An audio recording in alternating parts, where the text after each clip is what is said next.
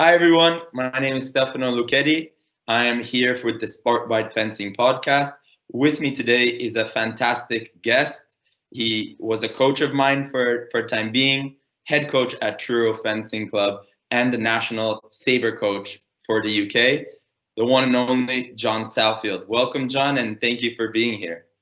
Thanks for asking me on, Stefano. Good to see you again, even if it is across a couple of time zones. Of course. So you're still in London right now, right? How's the weather? How's everything? How's the environment? Well, I'm in London, so it's raining, obviously. You know that, guys. This is an international podcast. I don't need to tell everybody that it's raining because I'm in England. But yeah, things are, we've just come out of a kind of short lockdown, second lockdown 2.0 as we're calling it. Yeah. And we're kind of training again, and clubs are starting to be able to offer training, certainly to under 18s, depending on what we're in a tier system. We have 3 different tiers around the country, which have different restrictions and regulations. So depending on what tier you're in, in club level, we can do different levels of training. Yeah.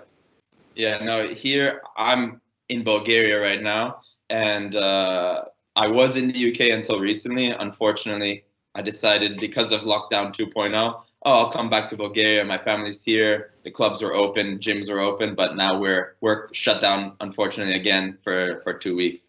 So it's a shame. But how have you been able to adapt club level with your club at Truro, but also national team? How have things been going? Obviously, now this is the second time around. Have you changed things from the first lockdown? What have you learned or adapted for training? Yeah, we found the second lockdown has been very different to the first. It's kind of a bit of a contradiction, really. The first one, from the club perspective, we actually had quite a good program running, and we very quickly established a daily Zoom training program for our young high performance fencers. They're aged kind of 14 through to 20, so cadets and juniors.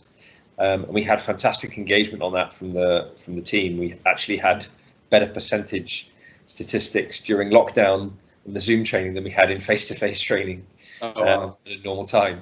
So we had really great engagement from those guys, and we were running 5 Zoom sessions a week, and everyone was doing additional strength and conditioning in their own time. And I was really proud, actually, the way that the club fencers responded to what was a tough situation over a number of months as well. Yeah. I think we did around 100 odd Zoom training sessions in the end. And I was particularly proud that when we came out of that situation, we went back to face-to-face training. I can honestly say that none of the fencers had really lost anything in sort of physical or technical terms. They'd managed to maintain their level through lockdown, which I was really pleased with. Yeah. So that was very positive. But I think the second lockdown has been a bit harder at the club level because there is a kind of end point this time. We know the date of reopening. So I think the youngsters found it a bit harder to engage, and also they're now going into kind of exam mode at school and college, so things are starting to get a bit tougher for them in terms of pressure of work, and the situation of some exams potentially not happening next year has made some of the younger athletes think that actually their mock exams are probably much more important this time around, because they'll be used as possibly used as grading. From the senior level, it's kind of the other way around. The first lockdown ended up being like a very long rest period, followed by the longest pre-season in history, basically. But in lockdown 2.0, I think we've managed to get an elite training centre registered with UK Sport after a lot of paperwork and a lot of management and admin work from a lot of people in British fencing. And then a kind of core of athletes who are training at an elite level are registered to train on that. So there are exemptions for athletes preparing for Olympic Games or for full-time professional sports people. So we've been able to keep a small group training through lockdown, which is the group who have a chance to qualify for Tokyo, plus sparring partners and support staff and so on around them. So actually lockdown 2.0 for the seniors and the kind of high performance fencers has been possibly better than the first one. So it's kind of a bit of a mixed bag, really, a bit of a different story depending on what age group people are in. Yeah, no, but it seems like obviously through a lot of hard work and, like you mentioned, a lot of paperwork and pushing and lobbying to British fencing and UK sport, that at least now you've been able to bring back the high performance guys and the ones that have a chance for Tokyo. And I'm glad, actually, that's a nice little transition into something else that I was wondering is how are you guys preparing in the UK with your guys, excuse me, on the women's saber and also on the men's saber to help maintain that motivation? Because at this point, still Tokyo is up in the air. I was just wondering, what are your thoughts on Tokyo? Do you think it's going to happen? Do you not? How do you aim to like really get back into, you know, preparing and getting ready for that peak performance? Even though with the FIE, we still don't know when officially we're going to have competitions, how many. So do you guys have a plan? Have you discussed it? Yeah. Yeah, I think like everybody, we have a plan that has to be movable. You know, we're in a very, very fluid situation. So I would guess, you know, you could put it like this, that once we know the Olympics is happening and we know the schedule, then the plan really kicks in terms of a time-sensitive plan. Until we have competitions, which I feel we're getting to a point where we really need to have competition dates in the calendar, even if there's some time ahead. Even if we say, okay, the next competition is May, I'm okay with that, as long as we know when we're aiming for. Because I think the difficulty for the athletes is to keep training through a program, to periodize their fitness training when they don't know what they're training for, what dates they're training towards. I think that's the most difficult thing. If I said to an athlete, right, you haven't got a competition for a year, they've got an opportunity then maybe to take a rest, rehab some old injuries, get themselves in physically really good shape, and then build up towards that competition. But if I say to them, sometime in the future you're competing, but I'm not going to tell you when, then it's really, really tough for those athletes to prepare. Yeah. Coming back to the question about Tokyo, I do believe it will go ahead. Increasingly now, as obviously we've got 2 or 3 different vaccines around the world that are starting to look as though they're going to be on the market and be effective and do the job that they need to do. I think there's been so much, time and money and effort invested into Tokyo that it will be very difficult for them just to let it go.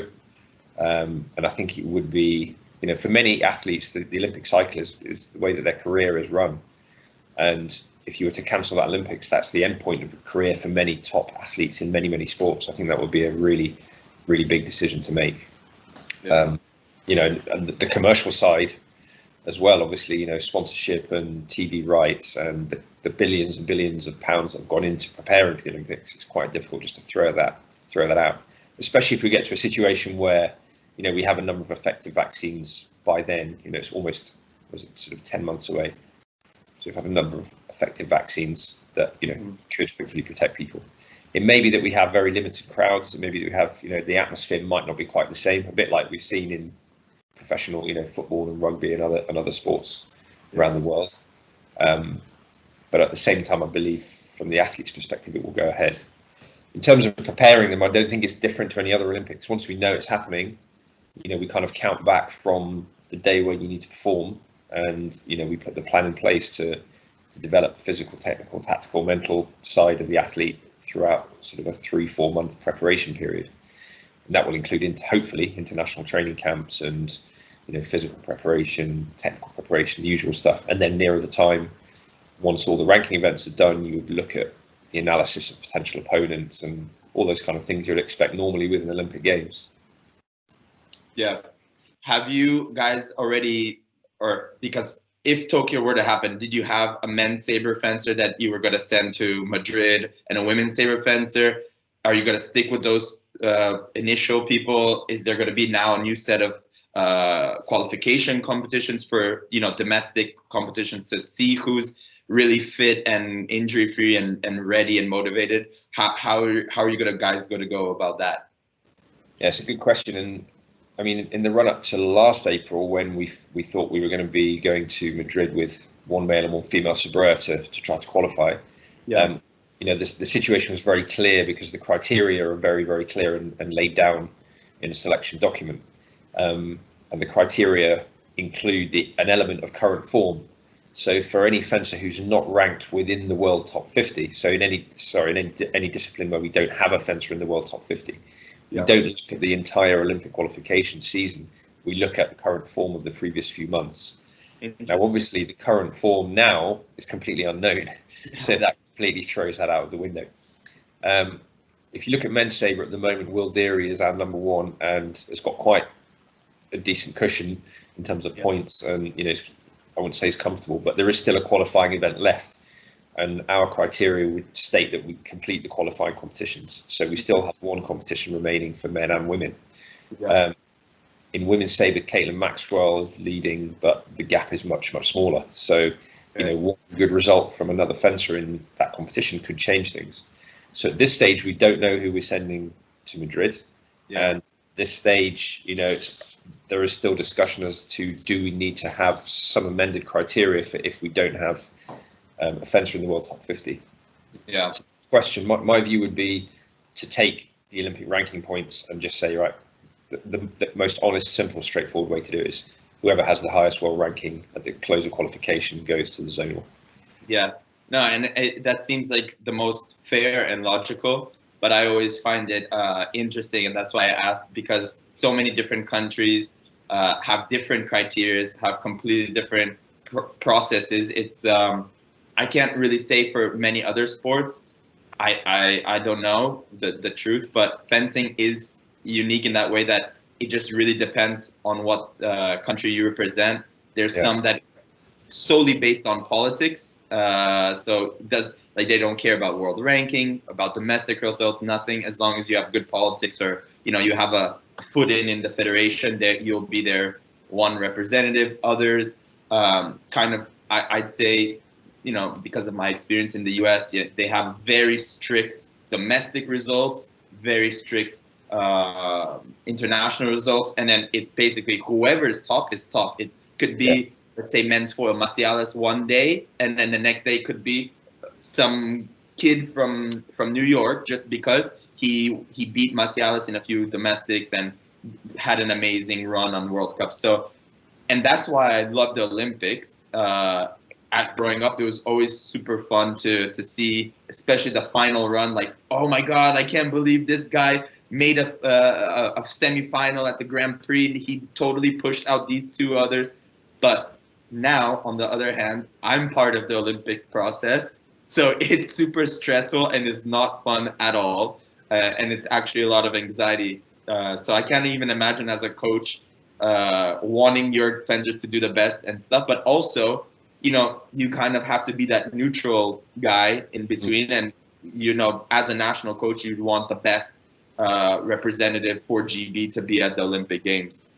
Yeah, I think that's true. And I think you're right about the different countries having such fundamentally different processes, and you could say that's a flaw in a sense in the sport, that maybe there should be a sort of unified approach to whether whatever that approach is. I'm not saying that the GB approach is the best one, but I think we could discuss what the best one is.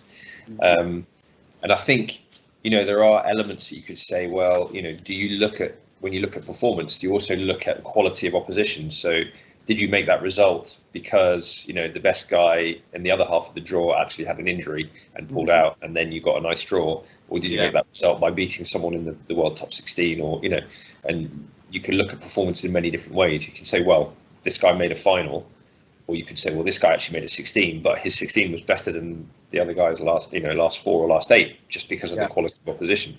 So it's, when you really dive deep into it, it's quite a subjective thing. What is performance? Performance isn't just results. And we have a measure for younger fencers in the UK when we're looking at some kind of selections of the percentage of finish in the field. So essentially, if you finish in the top 20% of a men's FA competition, you might only be placed 90th, but you've actually put in a really good performance. Whereas if you finish in the top 20% of, say, a women's sabre competition, you might finish in the top 32, for argument's sake. So do those two performances represent the same thing as one another? And in some people's view, yes, they do, and in some people's view, no, they don't. Because does it matter how far you are from the bottom? Surely all that matters is how far you are from the top. And then equally, if you finish in the top 20% of the field, but you're still only 90th, you've still beaten 80% of a world-class field. So does that indicate the ability to perform at world level? So it's a very, very complex question. It's not just you've got more points, so you're better, and you're most suited to qualify. Yeah, no, unfortunately, that's the beauty and the beast, the bad of fencing, is that it's such a subjective sport, and we see that even with the referees. But you mentioned the good and bad of British fencing, the British system. you've been, you've traveled the world, you've been in the fencing environment and community for so long as a coach and as a fencer as well. What other systems, what other countries have you seen that you say, wow, that's something I really would like to apply here in the UK? Or more, on the same note, what aspects of the British fencing system do you agree with, do you disagree with, or would you like to improve, or have, and maybe like a hybrid system?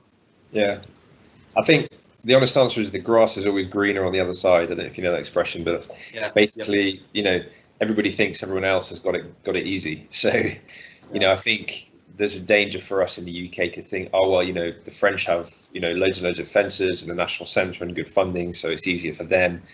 The French will think, oh, it's easy for the GB guys to get into the world.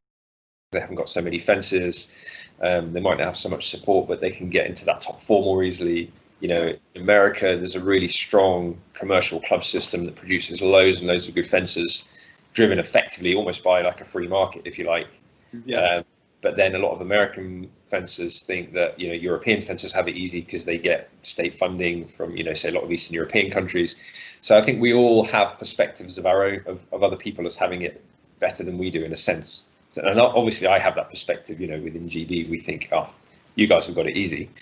To kind of talk about other systems around the world, I don't think there's a perfect system. They're all flawed in a sense, and they all have strengths.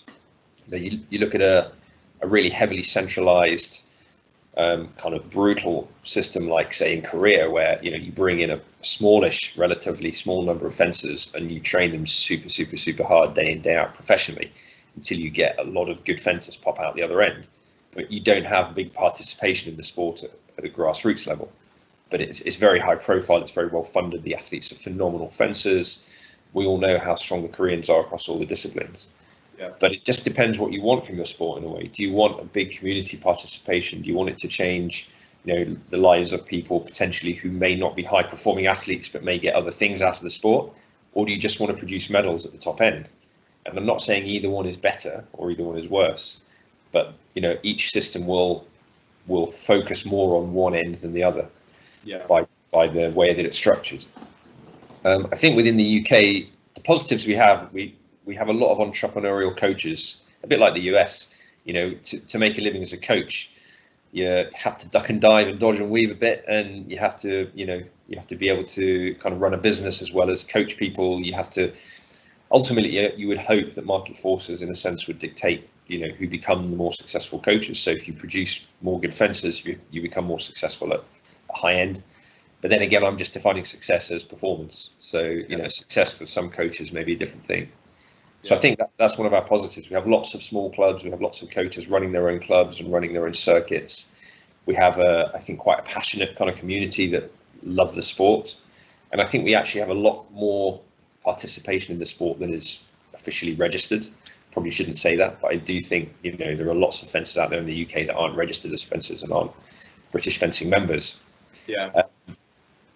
I think in terms of the negatives, I think there's a lack of incentive for coaches to produce kind of performance athletes at a high level. So there's almost this perception of I produce someone who's good and then they get taken away into the national team and they're no longer part of my club system. Yeah.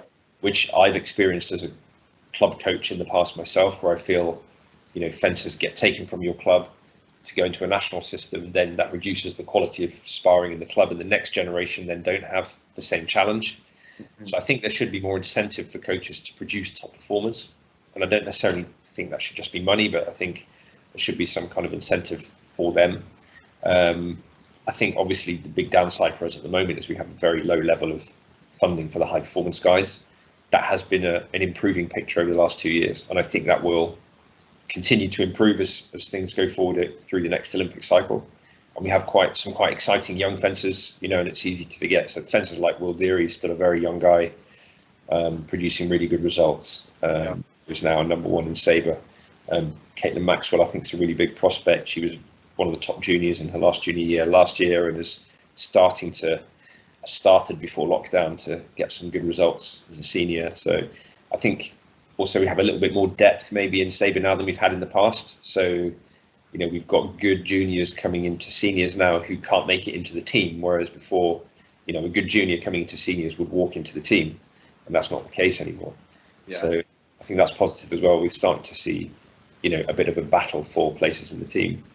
I think the biggest area, and you've got experience with this yourself, Stefano, the biggest area we could have an impact on fencing in the UK, I think, is in our university programs. Yeah. Because very few universities have a very good program with both funding facilities and coaches of the right quality for fencers to go to university and continue to train at a high level. And we lose a lot of high potential youngsters who, 18 or maybe 19 if they've had a gap year, go into uni and then either stop fencing, or I don't know, fence at a lower level and then maybe feel like they've lost too much ground and then don't try and compete at world level. We've lost a lot of talented fencers that way in the last 4 or 5 years. And I think a more integrated kind of uni national program would be an enormous step forward for us. Yeah, no, I couldn't agree more with you. And, growing up in the States, I knew the system, like you said, it's a very kind of free market capital. You just need to produce to have the best results, but also the parents of the fencers are heavily involved because they know that they have that. The next step is to being great at the cadet level. So you get seen by these university coaches, you get a full scholarship, you go or get an offer, you get help to get into an amazing school like Harvard or Yale or Princeton, an Ivy League school. So there's always that incentive. So I completely agree with you that in the UK, it does feel, because I've been living in the UK the last 4 years.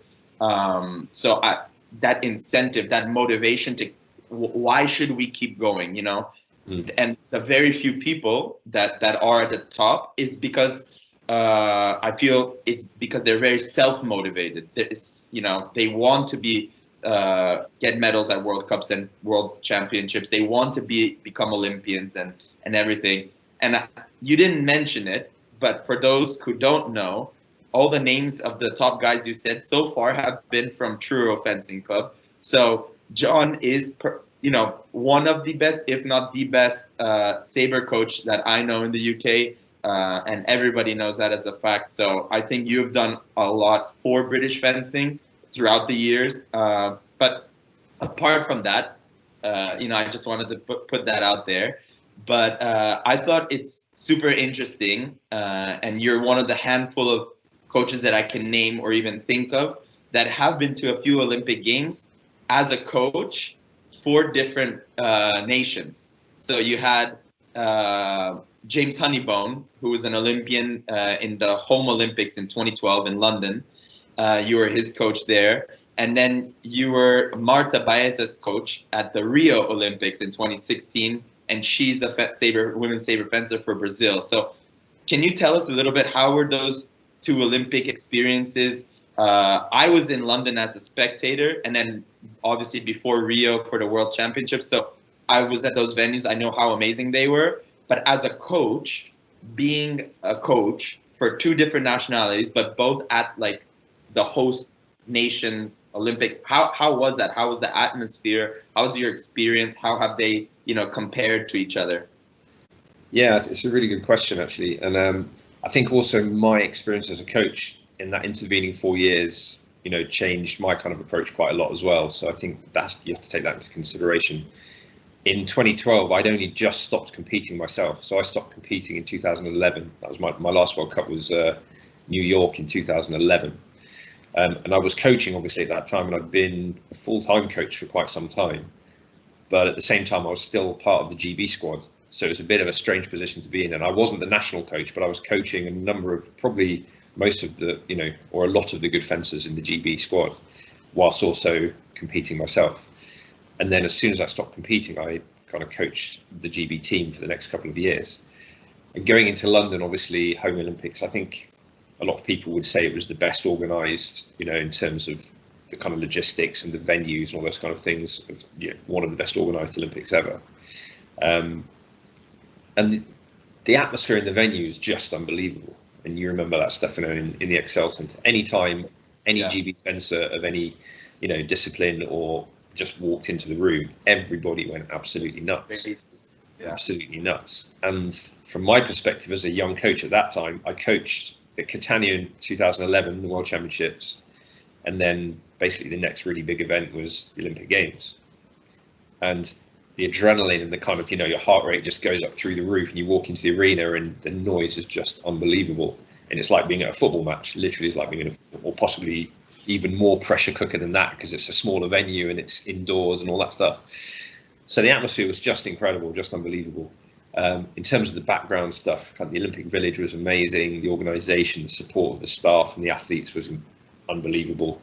Really good stash as well. We've got loads and loads of good Adidas gear. So from that perspective, I think it's hard to top that as someone from that nation going to that Olympics in whatever capacity. It's quite difficult to top that. But then going to Rio was literally unbelievably different experience. I mean, the crowds were quite small in Rio. I think a lot of people realised that the ticket sales were quite poor. And I think that was partly because, I think they miscalculated how many people were going to travel there and what actually percentage of tickets local people would buy in a home Olympics. Yeah. And I think a lot of local people in Brazil were priced out of the market in terms of being able to get tickets.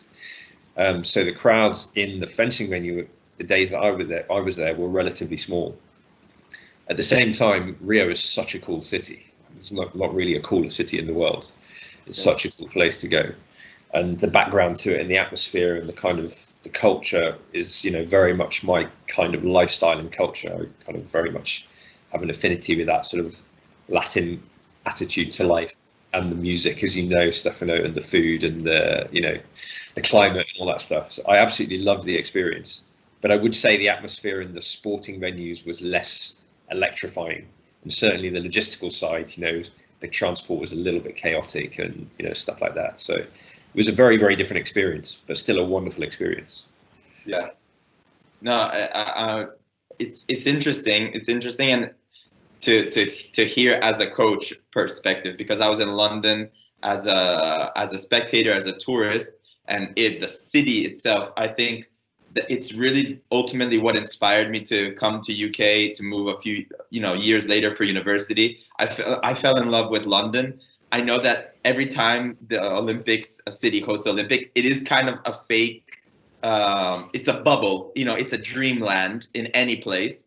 But London was amazing. You just had the Olympic rings everywhere, the Olympic spirit. It was in the summer, so the weather was actually gorgeous. I watched beach volleyball at Horse Guards Parade. We watched equestrian at Greenwich. So just amazing venues. The fencing, like you said, the crowds were huge. I was there for the men's foil team event, so the GB guys were doing well. The crowds are crazy. And then completely different experience in Rio as a competitor. We went a few months before the games for the World Championships. The venues were not bad, but also, you can see that they weren't even finished. I remember all that controversy with the whole Zika virus, and then all the money that's been invested, or that they weren't ready with the village yet, only a weeks before. So it sounded crazy. So it's interesting actually to hear how it was, and it's a shame that there wasn't enough spectators. Yeah, it was. I mean, the fencing venue was amazing inside. It was beautifully laid out. From that point of view, I don't think there were any issues. From the sort of athletes' village, it was finished, kind of. I mean, I wouldn't say it was landscaped, but it was done. Everyone had a roof over their heads. I think there were some issues with kind of, heating and pipes and cooking and electricity in some buildings. I think one of the countries moved out of their building at some point into a hotel and then moved back in again later. So there were some issues like that. I think the biggest issue, is almost like the ethical side of it, where the billions that were spent on that, and also on the World Cup.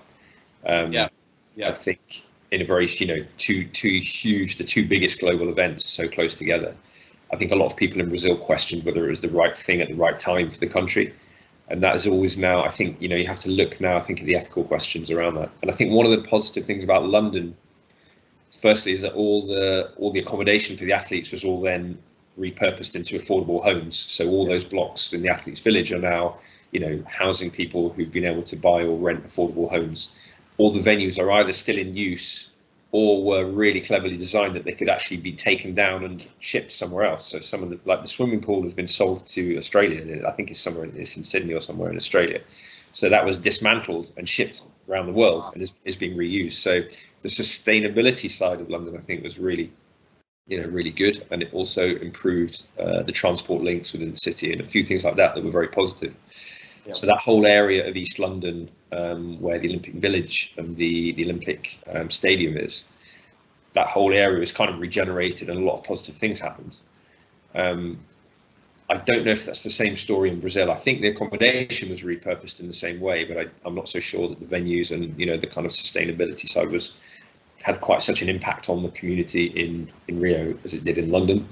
And as I said, I think the kind of ethical side around the huge expenditure on these two massive global events so close together is a question, and it's something I think going forward that's become and should become more of a question around the Olympic Games is that money actually not just putting on the what I think is the greatest sporting spectacle that there is, but is it also the right thing for the country, and are the people of that country benefiting, and is that money that's coming into the economy actually going to the right places and being spent in the right way? So there is an ethical question around it. And Lawrence Halstead, who's one of the fencers that you talked about, who was in that team in London, and also fenced in Brazil in the men's foil team, he's writes as a journalist, and he wrote a very interesting article on the kind of athlete's voice within sport. And often different countries like their athletes to toe the line and not to get involved in politics and not be involved in kind of, especially around the Olympic Games when they have a higher profile, not be involved in local affairs. But his kind of point that he wrote a very interesting article in The Guardian about the athletes actually have a responsibility to do that, because they're provided with a platform, and if they have something meaningful and worthwhile to say, then they have a responsibility to use that platform. So I think that's an interesting discussion point. Yeah, no, I actually I think I came across the article that you mentioned from Lawrence Halstead, but I definitely need to check it out again, and I think it's a huge issue going forward, especially now with growing political stuff. We saw how the coronavirus can impact just one little little thing. It's not little, but how one virus can stop the whole world and make you reevaluate things. And I think we should definitely, the IOC and organizers and even us athletes should definitely consider the deeper side effects of hosting a mega sporting event, and also always try to think of it now in a more greener, more sustainable, like you said, way going forward. But yeah, it's interesting. It's for sure an interesting topic, and one that has to be addressed. But moving on, we can kind of see in the background a guitar hiding back there. See a lot of books. One of my babies. Yeah. There's one, and I actually see one on the top over there behind you on the top shelf. That's a Guitar Daily, some mini guitars you can take you traveling and still practice. Tell us, John. I know you're a Renaissance man. You're in a band. You enjoy music, traveling, food, cultures, languages. I know you also wrote a book recently. So can you tell it, for the people that don't know you so well personally, tell us, apart from fencing, what else are your hobbies, your interests? What was your source of, source of inspiration for going into music, for publishing a book? I think people would be really interested to hear that side of you. Okay, well, it all started back in '73. So basically, I was home educated as a kid from the age of 7. My family moved to Germany for a couple of years, and then we started kind of learning at home at that time. And when we came back to the UK, continued doing so. And I took up playing Spanish guitar when I was 10 or 11 years old. My dad retired down to Cornwall, which is the county where Truro is the main town. And I played the guitar for quite a while. Then I started fencing when I was 15. And I thought I need to earn a few pounds in order to be able to pay for some of these fencing competitions. So I walked into a local bar in Truro, which is like a tapas bar. And I play Spanish style guitar, so kind of flamenco and classical guitar and some Latin American stuff. And said, "Do you want a guitarist?" So they said, "Yeah, sure." And I sat down and played for the evening for 30 quid and a few free beers, pretended I was 18. I was 17, but pretended I was 18.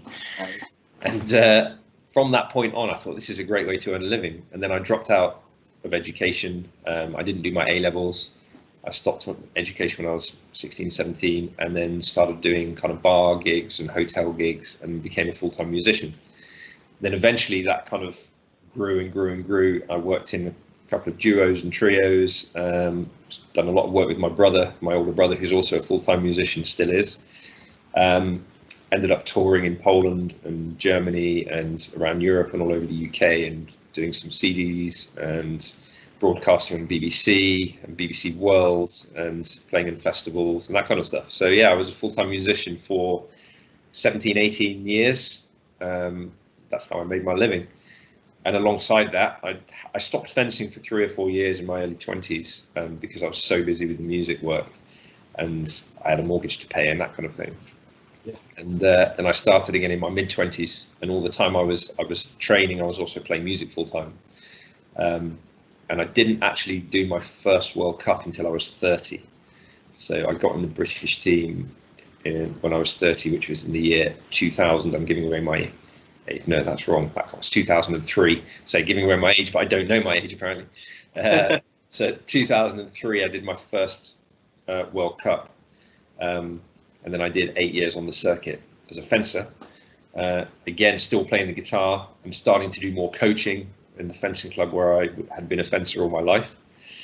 And then 2009, I basically became full-time coach, took over running the club, and the music started to take much more of a back seat. But I still play now. I play in a quartet called the Horsemen of the Apocalypse. Yep.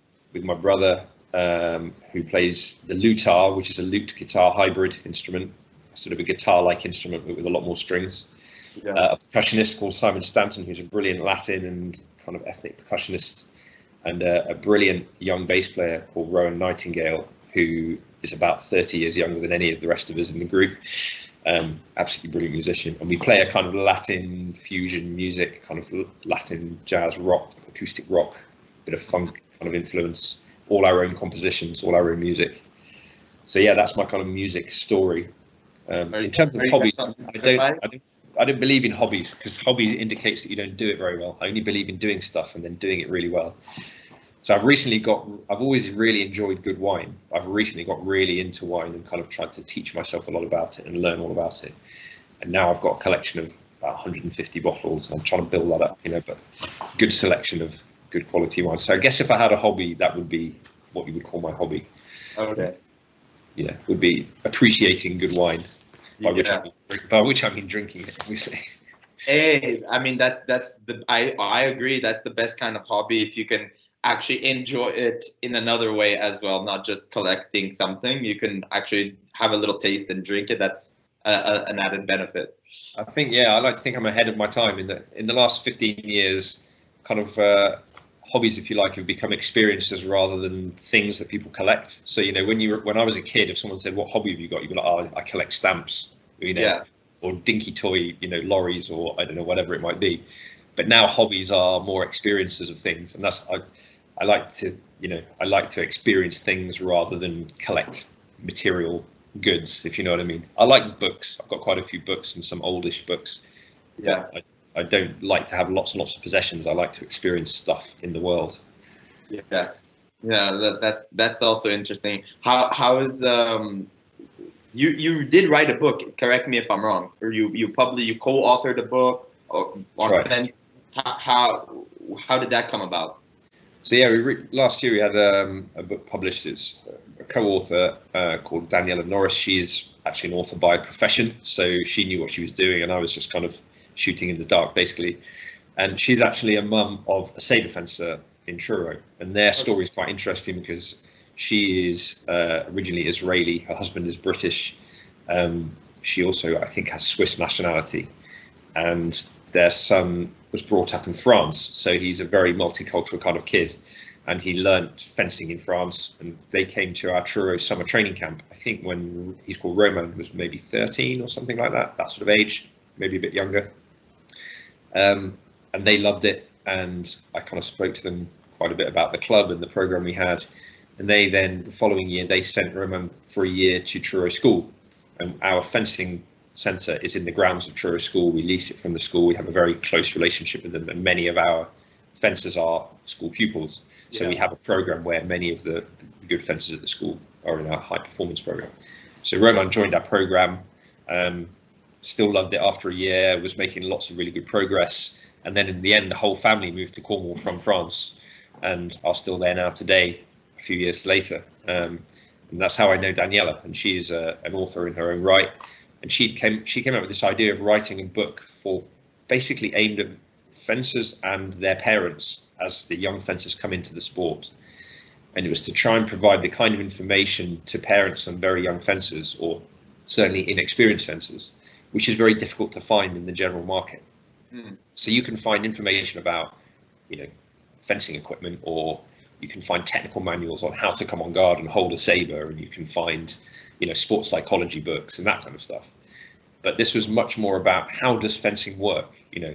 How do I, as a parent, watch a fencing match? How do I understand the scoring? How do I recognize what a good club and a good coach should look like?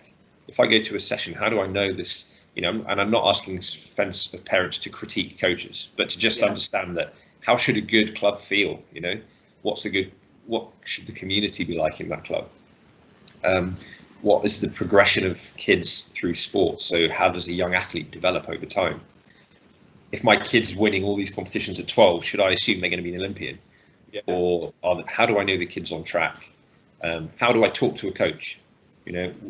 As a coach, often parents want to talk to you about their kids, and sometimes they approach it in a positive way, sometimes they approach it in a negative way. And you as a coach will usually feel that you're doing the best thing for the fencer. Not always, but usually you will feel you've tried to do the best thing for the fencer.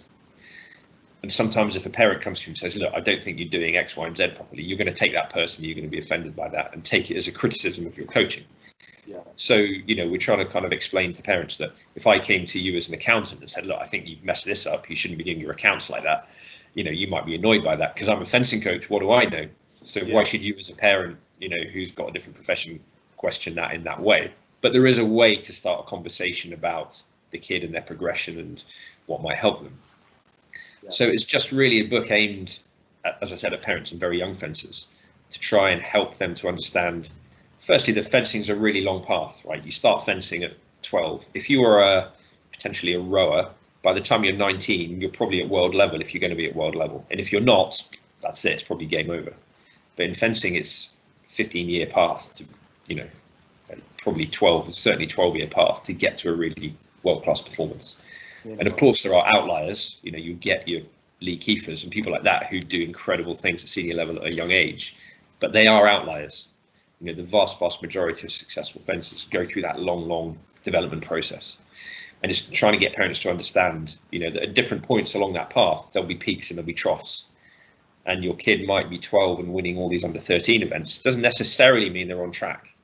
Doesn't necessarily mean they're not. Or your kid might be coming, 20th at the national events, and it doesn't necessarily mean they're not on track. It just depends on the physiological development, the biological development, the emotional development, the technical development, where they are in their individual kind of path to success. And it's quite wide ranging. So it's more of an overview than a very deep dive into any one subject, but it's just to try and give parents a feeling for the sport and how it works and how development works. And also a tiny bit about psychology, a tiny bit about nutrition and strength and conditioning, but very brief overviews. So more as an entry into the sport for people. No, and I think that's really important, because sometimes a lot of information gets lost if it's just too specific. And I feel as though simply for our sport, for fencing, it isn't such a widespread, well-known sport. It is popular in a way that a lot of nations across the world, they have fencing clubs, there is fencing coaches, there's fencing programs. However, it's not one of the mainstream ones like football or rugby or tennis or something global, that there's so many authors and so much information out there. So I really, I admire you for doing that. I think it's a really important thing to get as much information out there, at least the general stuff, so people can start painting a picture. And that's actually one of the inspirations behind this whole video podcast fencing community series that my teammate Daniel Kish and I, why we wanted to set this up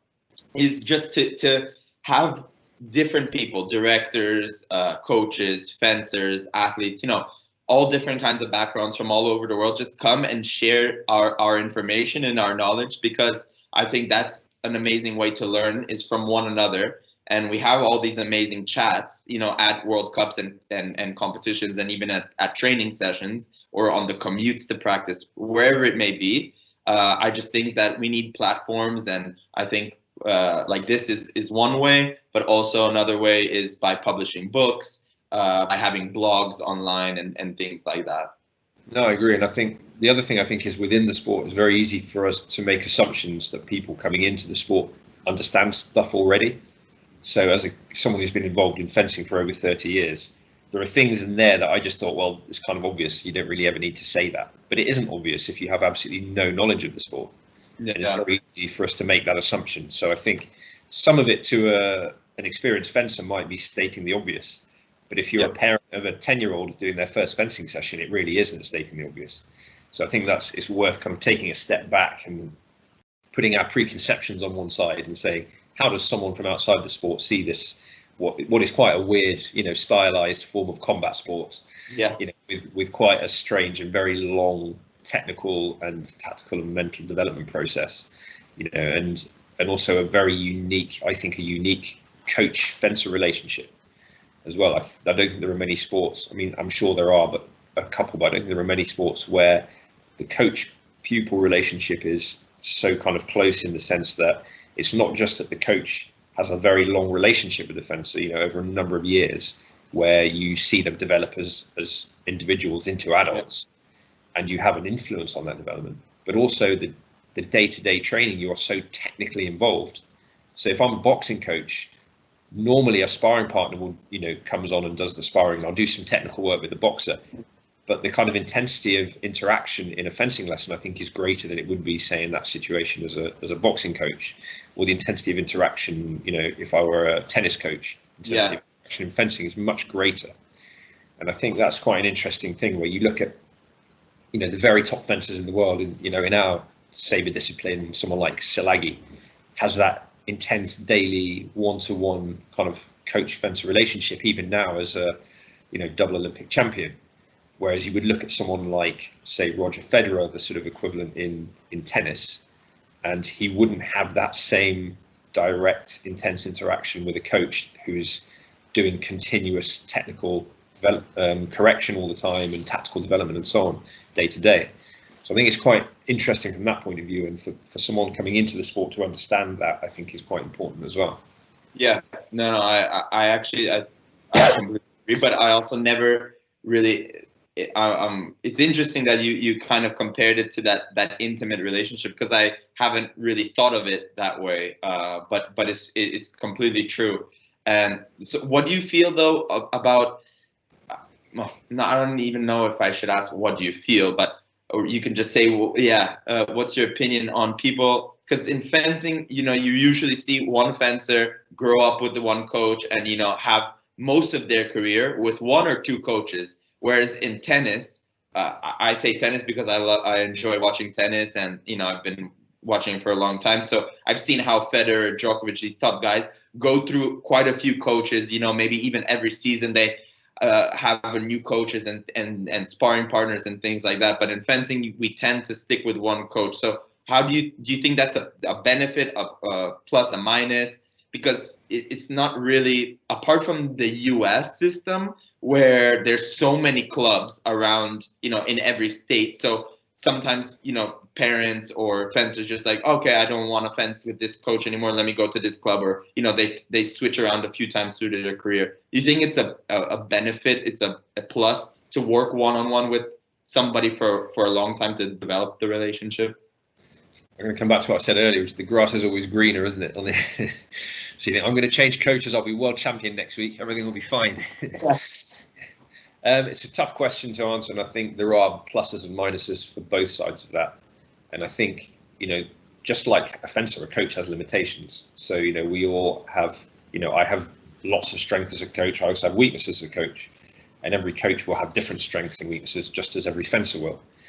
I think if you were looking at it from a utopian perspective, you would have, you know, more than one coach developing different aspects of your game, and in some kind of setups, a very small number of kind of state-funded centralized setups, you kind of have that to an extent. Yeah. But I think, in answer to your question, I think if the coach is good, I don't necessarily mean, you know, you don't have to be Christian Bauer, you don't have to be the best in the world. If the coach is good, then the coach and the fencer grow together. And that's certainly my experience as a coach. You know, James Honeybourne is a guy you mentioned earlier on. He's 29, and I started coaching him when he was 9 years old at school, at the primary school, for Truro School, one of the school I was talking about earlier on. And he's worked with myself, he's worked with Peter Froelich, who was also my coach for 3 years, and who influenced my kind of style in terms of the technical style, certainly, of coaching very heavily. But largely, if you said, you know, James is probably, I don't know how many thousand lessons he's had with me, and maybe 100 or a couple of hundred with Peter over, you know, 20 years. Yeah. So, and he has a very clear style of fencing. I think one of the big differences with tennis and fencing is, I think there is a much more standardized tennis technique. Because if you don't hit the ball with a certain technique, it's going to fly off into the sky or go into the net. Yeah. So your kind of technique for generating spin, and the arm and hand position, and the racket head position, and the way you follow through, and the way you draw back, and the body and the leg position is much more, I think there's a much more accepted standard of that. There are fewer variations, which leads to a lot of the good young players having a very standardized technique and not playing in the same way, but, you know, the technique doesn't need to be varied a great deal. Whereas in fencing, I think there is a wider range of correct. You know, there's a correct tierce position for me. There's a different one for a Romanian or an Italian or a German or a French or a Russian or a Korean coach. And you can see very distinctive national styles.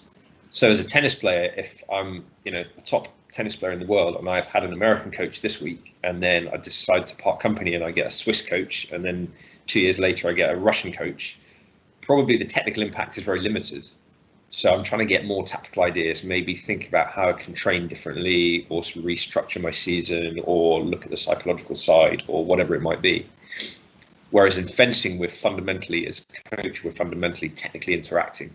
And if I have a different school of technical thought to the previous coach, you have this 1-2 year period of adaptation from trying to change some subtle technical aspects of your game to fit the coach, because the coach, very rare that even top coaches will change their coaching to suit a fencer's technique. They will want a fencer to adapt to them. Sometimes you'll get a fencer, and I think we had that when you started working with me, Stefano, is that you click very quickly and you understand each other's process very quickly, and your technique, kind of the outcome of technique that you want is very similar already. Yeah. I think that, you know, you might want to change some things, or give some new tactical ideas, or develop different rhythms with the feet, or whatever it might be. But in terms of just, you know, how you move and the outcome you're trying to get, and the way you use the weapon, you're already on the same wavelength. Some people you work with, you know, there's a long transition period. So I think that's why there's a big difference there. You're not going to see, and I think that was a problem when you know, Salagi, who I mentioned earlier, parted company with his coach. There was a process in his mind of who is going to be my next coach, and he now works with Deci, with Andras Deci. Andras, yeah. And I think you would say that Andras Deci's kind of given him different tactical ideas, and maybe as fencing has evolved since the change of timing from 2016, you could say that maybe he's helped him to adapt his long attack in order to suit, you know, the new timing, those kind of things. But he hasn't fundamentally changed anything technically. And I think that's interesting. That was his kind of selection of coach, because I think, you know, they had an understanding of what the expectation of that coach was, and that's much more, I think, like the coach tennis player relationship that he has than a traditional coach, a fencing coach relationship. Yeah, no, I think it's just to summarize that, and from my experience as well, working with a few different coaches, such as you, my dad, Pepe Navarrete in Hungary. You know, I think that fencing is one of those sports where you need to develop the relationship with the person. You need to give it a few years, you know, a few a few seasons to see the work really be implemented in the fencer and to see yourself benefiting. But I also do, encourage people that if something isn't working, if the relationship isn't working, don't be afraid to go and it doesn't necessarily mean you have to stop working with your original coach or with one coach, but you can get ideas, technical, tactical ideas from different people and help you adapt. I feel like it's a lot easier once you get the real technical foundation and you achieve a certain level first before you start going and working with multiple coaches. I think that's really, really important, but I don't discourage trying and experiencing new styles and new mental approaches to the game. And I can say that I've learned so much from you, even though, we've worked on and off for a few years, but just the lessons that I've taken and just even, having chats with you and debriefs after pre and post competitions and just being part of your training environment, I've learned a lot personally. So I thank you so much. I'm going to end, we've been chatting for a while. I know you're probably busy. You have a lot more paperwork to be filing and getting ready for. So I just want to end on one last question that, going back, I'm always watching YouTube videos and, every time I'm on the FIE channel, a familiar voice pops in my head, pops on not my head, on the screen, and it's you. So you've been part of the broadcasting. You've appeared on a few videos at competitions throughout the years, broadcasting and commentating on behalf of the FIE. How can you tell us a little bit, how have you enjoyed that experience? And also, based on those experiences, what would you suggest maybe to the FIE or just to fencing in general? How do you think we can make it a more popular, visible sport for TV? It's a great question. Firstly, I love commentating. I absolutely love it. I've had a lot of experience, I think, in the past from kind of performance as a musician and broadcasting on, radio and doing some kind of TV work and stuff like that. So I feel very comfortable in that environment, and I really love talking about fencing and the top fencers and the way that they're, I see them develop strategy and tactics through matches and their strengths and weaknesses. The first competition I did any official commentary on was Catania 2011. Mm-hmm. And I commentated on the women's final, which was Zagunis Belakai, and it was a massive lesson for me because I said, I think it was 12-6 to Zagunis, and I said, well, this is all over now. And then obviously Belakai won, so that was a massive lesson of, always expect the unexpected. Yeah. I'd love to do more. So if ESPN is listening, Stefano, then you can be my agent, and we'll see what we can do a deal. I'll do my best. In terms of developments in the sport, I think it's a very tough question because, the rules of fencing are relatively complex from the outside. When you're fencing, it doesn't feel complex. You always have a feeling, and even, when we sabres, we kind of shout at the referee, it's my hit. Most of the time we know if it is or it isn't, and 95% of the time it isn't a 50-50 call. There's the occasional 50-50s, but from the outside it looks very complex. So I think for me, one of the things they got right in the London Olympics, going back to that, was they had those really short films of the rules of fencing before each kind of stage of the competition. And it was very simply explained, very clearly explained, like, attack, defense, parry, riposte, and misses in Sabre. If you miss, it's effectively the same outcome as a parry. Although I'm sure there'll be lots of fencing geeks out there now who are going to criticize my interpretation there. But, those kind of things, just to explain to a less sophisticated fencing audience what's going on. And I think the FIE could do that on their channels and also, any other broadcasts. But one thing I've thought a lot about, and over many, many years, and talked to my good friend Chris Buxton, who's a really brilliant sabre coach and worked in Truro for many years and was a really good fencer himself, is we talked about the way that the story develops in a match. And if coming back to tennis, you have 5-set matches in a Grand Slam. And you can lose those first 2 sets, 7-6, 6-4, but that's a really tight match still because, they're close sets.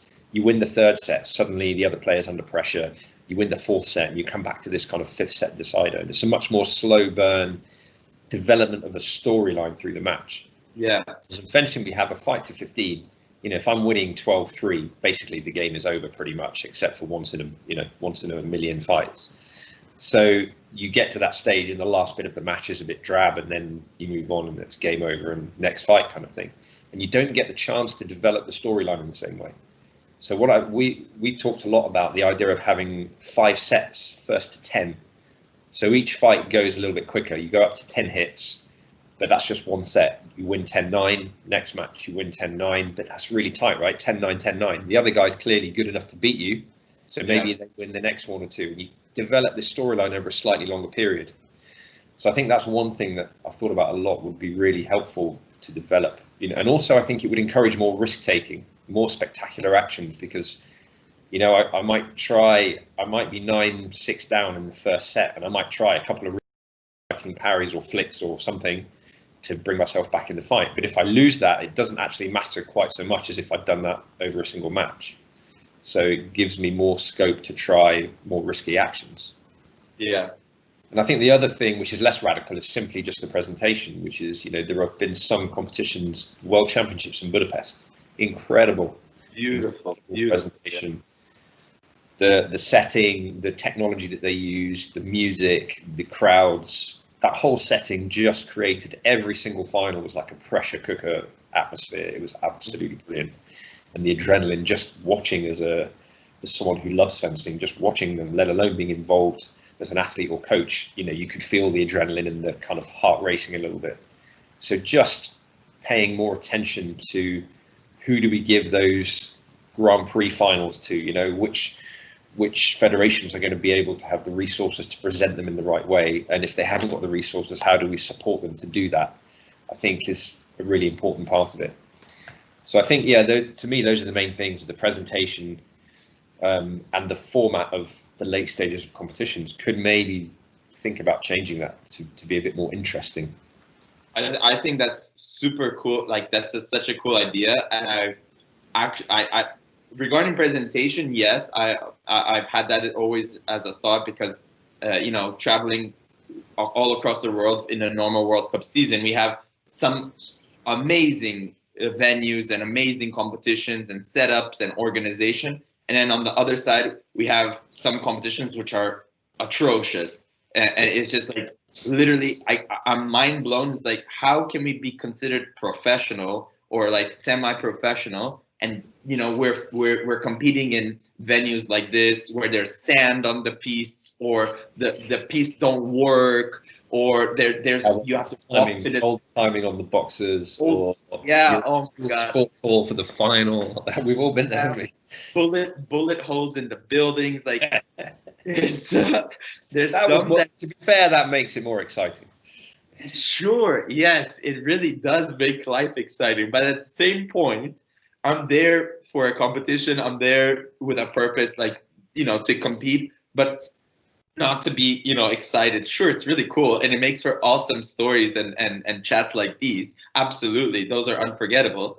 But I feel like fencing still has that amateur, it's not valued as a sport where you can make money, and that there should be a lot of money invested to make money, because I think that's what it takes. It takes money to make money. And until we have support, maybe from bigger sponsors worldwide, from other leagues, and maybe even national Olympic committees and things like that, I don't think we will see the sport. There has been incredible progress. And like you said, there has been some competitions which have been amazing. But I still feel like there's a lack of financial investment in fencing. But I think that changing the format is something that sounds super cool, and I think definitely should be considered. And at least now with all these, we saw, I don't know if you saw the German guys organize that league type of competition, the top 4 and top 4 men's and top 4 women's. Yeah. I think we should definitely build off of each other, take ideas from other people, but also maybe potentially create a series that's not part of the Olympic cycle or something like that, or that's more for exhibitions and for fun, and test out these new formats. I think that's actually would be a really cool idea. Yeah, I agree. And I think the only other 2 things I would do is, in Sabre, I would personally go back to a shorter timing between the current and the old timing, because I think currently the stress is the kind of advantage is way too much with the person attacking with priority, and it's very, very difficult now to do long defense actions. So I think I would like more balance between defense and attack. The other thing I think is refereeing, and I think, Sabros would always complain about the referee.